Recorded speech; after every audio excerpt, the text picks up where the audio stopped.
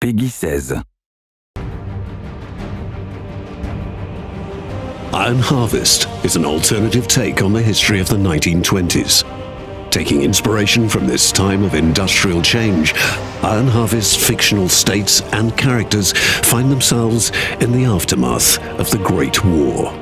Huge diesel-fueled machines, invented to serve humanity, have only lifted warfare to another level, and mankind has had to realize that the war that was supposed to end all wars has ended nothing. The Empire of Saxony is located right in the heart of Europe. As a modern industrial superpower with great national pride, many Saxonians are unhappy with the current politics of their emperor, Kaiser Friedrich. He has agreed on a truce with his cousin Tsar Nicholas and is working towards a peace treaty. Many Saxonian aristocrats and military leaders feel this treaty robs them of a hard-won victory. Once upon a time, deep in the old rainy forests of Saxony, Saxonian engineers created frightening war machines and named them after creatures of dark fairy tales. Their technologically superior and cruelly efficient creations inspired shock and awe in everyone who met them on the battlefield.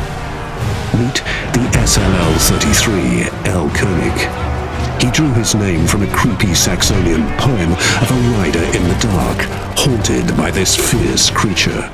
Representing the most powerful artillery unit of its time, the massive construct is not in a rush to get into firing position.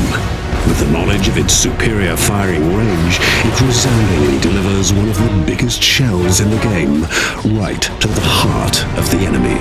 When the fog of war hides the enemy, another wonder of Saxonian technology might save the day. Flares, bright as the sun, reveal everything, no matter how much it might want to stay undiscovered. Which comes in handy for the next fearsome beast, the PKP-17 Eisenhans. Like in the eponymous legend of a gruesome titan, the massive exoskeleton gives these troopers a scary appearance. The huge, stomping giants carry 2 mortars on their back. After getting into firing position, the barrels are able to deliver salvo after salvo of high-explosive mortar shells that devastate a wide area. And even in close range, nobody is safe. Their massive build allows them to go toe-to-toe with enemy mechs. Like in many Saxonian fables, the MWF-28 Stiefmutter is the source of great suffering. The weaponless appearance of this machine might confuse unseasoned soldiers until, suddenly, it releases a horde of highly explosive mono-wheels. They lock on their target and will not give up until they dispense their devastating package upon their desired victim. They are notorious for their clean sweeps in the trenches of the Great War. Gunther von Duisburg is a highly decorated veteran of many battles, a close friend to the Kaiser himself. Equipped with his unique battle mech Brunhilde, named after the beloved wife of one of Saxony's biggest heroes, his presence on the battlefield alone has turned the tide more than once. If that isn't enough, broadside after broadside of cannon fire and precise long-range mortar attack will do the trick.